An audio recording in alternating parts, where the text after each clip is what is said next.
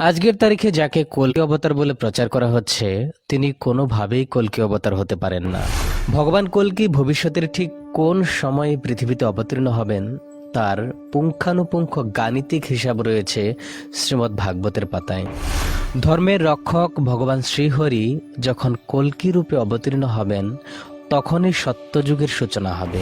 সত্যযুগের সূচনাকালে চন্দ্র, সূর্য ও বৃহস্পতির যে বিশেষ অবস্থানের ইঙ্গিত শ্রীমদ্ ভাগবতে দেওয়া হয়েছে সেই ইঙ্গিতের সূত্র ধরে জ্যোতির্বিজ্ঞান সম্পর্কে ধারণা থাকা যে কোনো ব্যক্তি চাইলে এই বিষয়গুলির সত্যতা যাচাই করে দেখতে পারেন। এই কলিযুগ কবে শুরু হয়েছিল বা এখন কলিযুগের কত বছর চলছে এবং এই কলিযুগ শেষ হয়ে পুনরায় সত্যযুগের সূচনা কবে হবে সে বিষয়ে শাস্ত্রে স্পষ্টভাবে কিছু বলা হয়েছে কি? কলিযুগের অবসানে পুনরায় যদি সত্যযুগের সূচনা হয় এবং এইভাবে যদি সত্য, ত্রেতা, দাপর ও কলি এই চারটি যুগ বারবার আবর্তিত হতে থাকে তবে কি এই ব্রহ্মাণ্ড কোনোদিনই ধ্বংস হবে না? এই ব্রহ্মাণ্ড কতদিন আগে সৃষ্টি হয়েছিল বা এই ব্রহ্মাণ্ডের বর্তমান বয়স কত সে বিষয়েও সনাতন শাস্ত্রসমূহের সুস্পষ্ট হিসাব রয়েছে। আধুনিক ইতিহাসবিদগণ বা আধুনিক বৈজ্ঞানিকগণ তো বলছেন যে পৃথিবীতে মানব সভ্যতার ইতিহাস মাত্র কয়েক হাজার বছরের, কিন্তু সনাতন শাস্ত্রসমূহে উল্লিখিত এই যুগ চতুষ্টয়ের হিসাব ধরলে তো দেখা যাবে যে পৃথিবীতে মানব সভ্যতার ইতিহাস কোটি কোটি বছরের। এই অসামঞ্জস্যতার কি উত্তর রয়েছে? আজকের তারিখে যাকে কল্কি অবতার বলে প্রচার করা হচ্ছে তিনি কোনোভাবেই কল্কি অবতার হতে পারেন না, কারণ তিনি তো আজ থেকে প্রায় ১৫০০ বছর আগে পৃথিবীতে এসেছিলেন, কিন্তু ভগবান কল্কির অবতীর্ণ হওয়ার সময়ই তো এখনো হয়নি। তাহলে প্রশ্ন হলো, ভগবান কল্কি ভবিষ্যতের ঠিক কোন সময়ে পৃথিবীতে অবতীর্ণ হবেন সে বিষয়ে সনাতন শাস্ত্রসমূহে স্পষ্টভাবে কিছু বলা হয়েছে কি, যাতে এ বিষয়ে সমস্ত সংশয় দূর হয়ে যায়?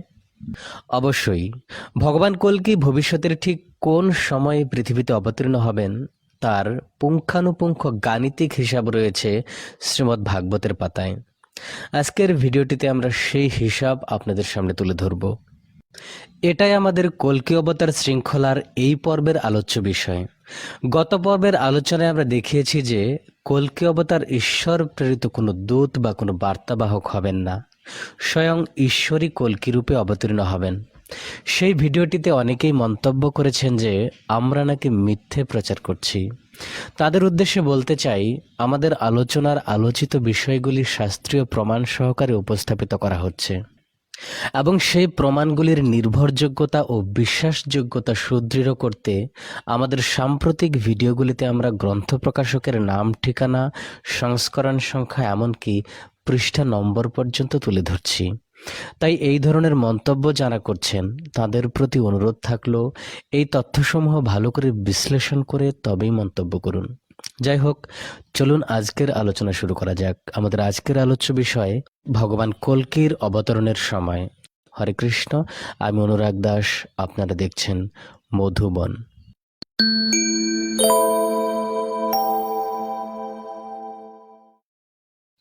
শ্রীমদ্ ভাগবতের দ্বাদশ স্কন্ধের দ্বিতীয় অধ্যায়ের ১৬, ১৭, ১৮ ও ১৯ নং শ্লোকে ভগবান কল্কিকে সাক্ষাৎ ঈশ্বর বলে বর্ণনা করা হয়েছে। সেটা আমরা প্রথম পর্বের ভিডিওতে ইতিমধ্যে আলোচনা করেছি। সেই শ্লোক চতুষ্টয়ের প্রথম শ্লোকটিতে অর্থাৎ ১৬ নং শ্লোকেই ভগবান কল্কির অবতরণের সময় প্রসঙ্গে বলা হয়েছে ইত্থম কলৌ গতপ্রায়ে, অর্থাৎ কলিযুগ যখন গতপ্রায় হবে বা কলিযুগের সময়সীমা যখন শেষ হয়ে আসবে তখন অখিল জীবের ঈশ্বর ভগবান বিষ্ণুই কল্কি রূপে অবতীর্ণ হবেন। উক্ত অধ্যায়ের ৩৮ নং শ্লোকে বলা হয়েছে তাবিহেত্য কালেরন্তে বাসুদেবানুশিক্ষিত বর্ণাশ্রময়ুতম ধর্মম পূর্ববৎ প্রথৈষ্যতঃ, অর্থাৎ কলির অন্তে বা কলিযুগের শেষে সেই ভগবান বাসুদেবের আদেশে পৃথিবীতে পূর্ববৎ বর্ণাশ্রম ধর্মের বিস্তার হবে। এখানে বাসুদেব বলতে ভগবান কল্কিকেই বোঝানো হচ্ছে, কারণ বাসুদেব হলো ভগবান শ্রীকৃষ্ণ বা ভগবান বিষ্ণুরই অপর নাম। আর তাছাড়া এটা সেই অধ্যায়েরই একটি শ্লোক যে অধ্যায়ে কলিযুগের দুর্দশা এবং ভগবান কল্কির অবতরণের কথাই বর্ণিত হয়েছে। এছাড়াও শ্রীমদ্ ভাগবতের প্রথম স্কন্ধের তৃতীয় অধ্যায়ের ২৫ নং শ্লোকে বলা হয়েছে অথাস ইয়োগ সন্ধ্যায়াম दस्यु प्रायेषु राजेषु जनिता विष्णु यशस्व नामना কল্কির জগৎপতি। অর্থাৎ এরপর যুগসন্ধিক্ষণ এসে গেলে প্রায় সকল শাসনকর্তারা যখন দস্যু হয়ে উঠবে, তখন জগৎপতি কল্কি বিষ্ণু যশ নাম্নী এক ব্রাহ্মণের গৃহে অবতীর্ণ হবেন। এখানে যুগসন্ধিক্ষণ বলতে কলিযুগের অবসান হয়ে পৃথিবীতে পুনরায় যখন সত্যযুগের সূচনা হবে সেই মাহেন্দ্রক্ষণের কথাই বলা হচ্ছে। কারণ উক্ত গ্রন্থের দ্বাদশ স্কন্ধের 2য় অধ্যায়ের 23 নং শ্লোকে বলা হয়েছে, यदा बतिर्न भगवान कल्किर धर्मपतिर्हरिः कृतं भविष्यति तदा प्रजाश्रुतिश्च सात्विकी। অর্থাৎ ধর্মের রক্ষক ভগবান শ্রীহরি যখন কল্কি রূপে অবতীর্ণ হবেন তখনই সত্যযুগের সূচনা হবে এবং প্রজারা সব বংশ পরম্পরাক্রমে সত্যগুণ সম্পন্ন হয়ে উঠবে। এছাড়াও শ্রী বৃহন্নারদীয় পুরাণ, শ্রী বিষ্ণু পুরাণ ও শ্রী পদ্ম পুরাণের এই শ্লোকগুলি থেকেও জানা যায় যে ভগবান কল্কি কলিযুগের অন্তেই অবতীর্ণ হবেন। এখন প্রশ্ন হলো, এই কলিযুগ কবে শুরু হয়েছিল বা এখন কলিযুগের কত বছর চলছে এবং এই কলিযুগ শেষ হয়ে পুনরায় সত্যযুগের সূচনা কবে হবে সে বিষয়ে শাস্ত্রে স্পষ্টভাবে কিছু বলা হয়েছে কি, যাতে পরিষ্কারভাবে বোঝা যায় যে এখনও ভগবান কল্কির অবতরণের সময় উপস্থিত হয়নি? এমনও তো হতে পারে যে আজ থেকে প্রায় 1500 বছর আগেই পৃথিবীতে কলিযুগের অবসান হয়ে সত্যযুগের সূচনা হয়েছে। চলুন দেখে নেওয়া যাক। প্রথমে আমরা দেখব কলিযুগ কবে শুরু হয়েছিল। শ্রীমদ্ ভাগবতের দ্বাদশ স্কন্ধের 2য় অধ্যায়ের 31 নং শ্লোকের বর্ণনা অনুযায়ী সপ্তর্ষি মণ্ডল যখন মঘা নক্ষত্রের উপর বিচরণ করতে থাকে তখনই কলিযুগের সূচনা হয়ে থাকে। তার পরবর্তী শ্লোকে বলা হয়েছে, সপ্তর্ষি মণ্ডল যখন মঘা নক্ষত্র ত্যাগ করে পূর্বাষাঢ়া নক্ষত্রে চলে যাবে তখন থেকেই কলিযুগের বৃদ্ধির সূচনা হবে। এবং তার পরবর্তী শ্লোকে বলা হয়েছে, ভগবান শ্রীকৃষ্ণ যেদিন তাঁর লীলা সংবরণ করে স্বধাম গমন করেছেন সেই দিন থেকেই পৃথিবীতে কলিযুগ শুরু হয়েছে। এই সকল তথ্য এবং আরও অন্যান্য কিছু পুরাতত্ত্ব বিষয়ক তথ্যের উপর ভিত্তি করে বেশিরভাগ গবেষকগণ সিদ্ধান্ত দিয়েছেন যে খ্রিস্টপূর্ব 3101 অব্দে কলিযুগ শুরু হয়েছে। এ বিষয়ে সুপ্রসিদ্ধ জ্যোতিষাচার্য তথা গণিতজ্ঞ আর্যভট্ট ও বরাহমিহিরও সহমত পোষণ করেছেন। অর্থাৎ আজ থেকে 5122 বছর আগে কলিযুগ শুরু হয়েছে বা বর্তমানে কলিযুগের 5122 বছর চলছে। এবারে চলুন দেখে নেওয়া যাক কলিযুগের স্থায়িত্বকাল কত বা কলিযুগ শেষ হয়ে পুনরায় সত্যযুগের সূচনা কখন হবে।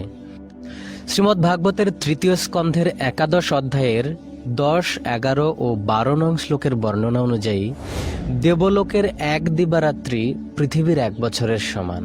অর্থাৎ দেবলোকের 1 বছর মানে হলো পৃথিবীর 360 বছর।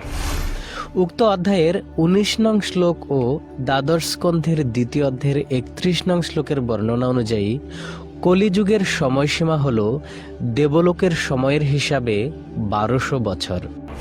তাহলে যেহেতু দেবলোকের 1 বছর সমান পৃথিবীর 360 বছর, অতএব দেবলোকের 1200 বছর সমান পৃথিবীর 360 গুণ 1200 বছর বা 4,32,000 বছর। অর্থাৎ শ্রীমদ্ ভাগবতের বর্ণনা অনুযায়ী কলিযুগের সময়সীমা হল 4,32,000 বছর। কলিযুগ বা আরও অন্যান্য যুগের সময়সীমা সম্পর্কে যারা আরও বিস্তারিতভাবে জানতে চান বা এ বিষয়ে যাদের মনে সংশয় রয়ে গেছে তাদের জন্য উক্ত গ্রন্থের সংশ্লিষ্ট পৃষ্ঠাগুলির আলোকচিত্র দিয়ে দেওয়া হলো। এখানে আর একটু অবাক হবার মতো বিষয় হলো, এই কলিযুগ শেষ হয়ে পুনরায় যখন সত্যযুগের সূচনা হবে সেই সময়কার এক বিশেষ মাহেন্দ্র যুগের কথাও শ্রীমদ্ ভাগবতের দ্বাদশ স্কন্ধের 2য় অধ্যায়ের 24 নং শ্লোকে বর্ণিত হয়েছে। শ্লোকটিতে বলা হয়েছে, यदा चंद्रश्च सूर्यश्च तथा तिष्य बृहस्पति एकराशौ समिष्यन्ति भविष्यति तदा कृतम्। অর্থাৎ যখন চন্দ্র, সূর্য ও বৃহস্পতি একই সময়ে একসঙ্গে পুষ্যা নক্ষত্রে প্রবেশ করে ও একই রাশিতে অবস্থান করে তখনই সত্যযুগের সূচনা হয়ে যায়। অর্থাৎ শ্রীমদ্ ভাগবতে উল্লিখিত এই যে বিষয়গুলি কলিযুগের সূচনার সময়কাল বা এই যুগের অবসানে পুনরায় সত্যযুগের সূচনার সময়কাল, এগুলি নিছক কথার কথা নয়। এই বিষয়গুলির সঙ্গে জ্যোতির্বিজ্ঞানের একটা সূক্ষ্ম সম্পর্ক রয়েছে। কলিযুগের সূচনাকালে সপ্তর্ষি মণ্ডলের মঘা নক্ষত্রে অবস্থান বা সত্যযুগের সূচনাকালে চন্দ্র, সূর্য ও বৃহস্পতির যে বিশেষ অবস্থানের ইঙ্গিত শ্রীমদ্ ভাগবতে দেওয়া হয়েছে, সেই ইঙ্গিতের সূত্র ধরে জ্যোতির্বিজ্ঞান সম্পর্কে ধারণা থাকা যে কোনো ব্যক্তি চাইলে এই বিষয়গুলির সত্যতা যাচাই করে দেখতে পারেন। তবে সেটা ভক্তি ও শ্রদ্ধা সহকারে হওয়া চাই, না হলে ভুল হবার সম্ভাবনাই বেশি থাকবে। তো যাই হোক, এই তথ্য প্রমাণগুলি আমাদের স্পষ্টভাবে জানিয়ে দিচ্ছে যে আজ থেকে 5122 বছর আগে কলিযুগ শুরু হয়েছে এবং এই যুগের স্থায়িত্বকাল হল 4,32,000 বছর। অর্থাৎ কলিযুগ শেষ হতে এখনও 4,26,000 বছরেরও বেশি সময় বাকি। তাই একথা বললে হয়তো অত্যুক্তি করা হবে না যে কলিযুগ এখনও ভালো করে শুরুই হয়নি। আর শাস্ত্রে যেহেতু বলা হয়েছে যে ভগবান কল্কি কলিযুগের একেবারে শেষ লগ্নে অবতীর্ণ হবেন, তাই খুব স্পষ্টভাবে বোঝা যাচ্ছে যে তার অবতীর্ণ হওয়ার সময়ই এখনো হয়নি। আর যেহেতু তার অবতীর্ণ হওয়ার সময়ই এখনো হয়নি, তাই তিনি যে এখনো অবতীর্ণ হননি সে কথা আশা করি আর বলার অপেক্ষা রাখে না। এখানে অনেকেই অবশ্য প্রশ্ন করতে পারেন যে কলিযুগের অবসানে পুনরায় যদি সত্যযুগের সূচনা হয় এবং এইভাবে যদি সত্য, ত্রেতা, দাপর ও কলি এই 4টি যুগ বারবার আবর্তিত হতে থাকে, তবে কি এই ব্রহ্মাণ্ড কোনোদিনই ধ্বংস হবে না? ব্রহ্মাণ্ড অবশ্যই ধ্বংস হবে এবং সেটা কতদিন পর হবে তারও পুঙ্খানুপুঙ্খ গাণিতিক হিসাব রয়েছে সনাতন শাস্ত্রসমূহে। এবং এই বিষয়ে ইতিমধ্যেই মধুবনের অন্য একটি ভিডিওতে আমরা আলোচনা করেছি। যারা এ বিষয়ে বিস্তারিত জানতে ইচ্ছুক তাদের অনুরোধ করব সেই ভিডিওটি দেখার জন্য। আরও প্রশ্ন হতে পারে যে আধুনিক ইতিহাসবিদগণ বা আধুনিক বৈজ্ঞানিকগণ তো বলছেন যে পৃথিবীতে মানব সভ্যতার ইতিহাস মাত্র কয়েক হাজার বছরের, কিন্তু সনাতন শাস্ত্রসমূহে উল্লিখিত এই যুগ চতুষ্টয়ের হিসাব ধরলে তো দেখা যাবে যে পৃথিবীতে মানব সভ্যতার ইতিহাস কোটি কোটি বছরের। এই অসামঞ্জস্যতার কি উত্তর রয়েছে? দেখুন, মানব কল্যাণে বিজ্ঞানের অবদান অবশ্যই অনস্বীকার্য, সে বিষয়ে কোনো সন্দেহ নেই। তবে শাস্ত্রে উল্লিখিত প্রতিটি বিষয়ই যে আধুনিক বিজ্ঞানীদের মতামতের সঙ্গে হুবহু মিলতে হবে এমন কোনো কথা নেই। কারণ আজকের তারিখেও আধুনিক বিজ্ঞানের এমন বহু বিষয় রয়েছে যা কেবলই তত্ত্ব বা থিওরি মাত্র, এবং সেই থিওরিগুলি সময় সাপেক্ষে পরিবর্তিত হতে দেখা যায় বা অনেক সময় পরবর্তীকালীন বৈজ্ঞানিকদের দ্বারা তা ভুলও প্রমাণিত হতে দেখা যায়। কিন্তু শাস্ত্রের সিদ্ধান্ত অপরিবর্তনশীল, সুদৃঢ় এবং অভ্রান্ত। কারণ শাস্ত্রের কথাগুলি ঐশ্বরিক শক্তিপ্রাপ্ত ঋষিমুনিদের উপলব্ধির বহিঃপ্রকাশ। এই ব্রহ্মাণ্ড কতদিন আগে সৃষ্টি হয়েছিল বা এই ব্রহ্মাণ্ডের বর্তমান বয়স কত, সে বিষয়েও সনাতন শাস্ত্রসমূহে সুস্পষ্ট হিসাব রয়েছে। সেটাও আমরা উক্ত ভিডিওটিতে আলোচনা করেছি। এখানে আরও প্রশ্ন হতে পারে, সত্য, ত্রেতা, দাপর ও কলি এই 4টি যুগ যদি বারবার আবর্তিত হচ্ছে, তাহলে এর আগে যে কলিযুগ সমূহ বিগত হয়েছে সেই কলিযুগ সমূহেও কি ভগবান কল্কি অবতীর্ণ হয়েছিলেন? এর উত্তর হলো হ্যাঁ। সনাতন শাস্ত্র অনুযায়ী ঈশ্বর যুগে যুগে অবতীর্ণ হন।